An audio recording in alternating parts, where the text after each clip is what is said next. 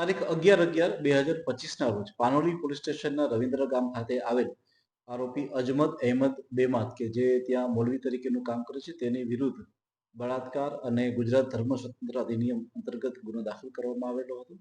ત્યારબાદ આ ગુનાની તપાસ આગળ વધારતા આ આરોપી દ્વારા જે જગ્યાએ તેના રહેણાંક મકાન, તેની દુકાનો અને જે જગ્યાએ અ, અ, મદની દારૂદ તરબીયત મદ્રેસા આવેલા છે તેની તપાસ જે છે એ ગ્રામ પંચાયત અને તાલુકાના કક્ષાના અધિકારી દ્વારા કરવામાં આવી અને ત્યારબાદ તેમને જે અંતર્ગત નોટિસ પણ આપવામાં આવી અને ત્યારબાદ આજરોજ તેના તમામ આ વસ્તુઓને જે છે જે ગેરકાયદેસર દબાણ હતા એ તમામ ગેરકાયદેસર દબાણોને જે એક્ઝિક્યુટિવ મેજિસ્ટ્રેટની હાજરીમાં જે છે એ તોડી પાડવામાં આવેલા છે.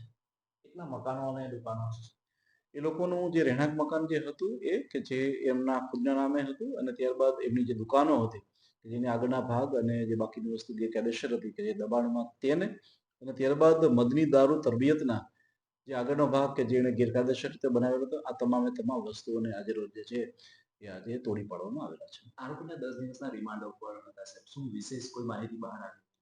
જી બિલકુલ અમે માહિતી તપાસ દરમિયાન આવી છે કે તેના વિરુદ્ધ આની પહેલા પણ ગુનો દાખલ થયેલા છે અને એ ગુનાના કામે જે છે એનો પાસપોર્ટ પણ જમા હતો. એ પાસપોર્ટ દરમિયાન એ કોર્ટની પરમિશન લઈ અને એ બીજા કન્ટ્રીમાં ગયા હતા. જે બાબતે પણ હાલમાં ઊંડાણપૂર્વકની એક તપાસ હાલમાં ચાલુ છે.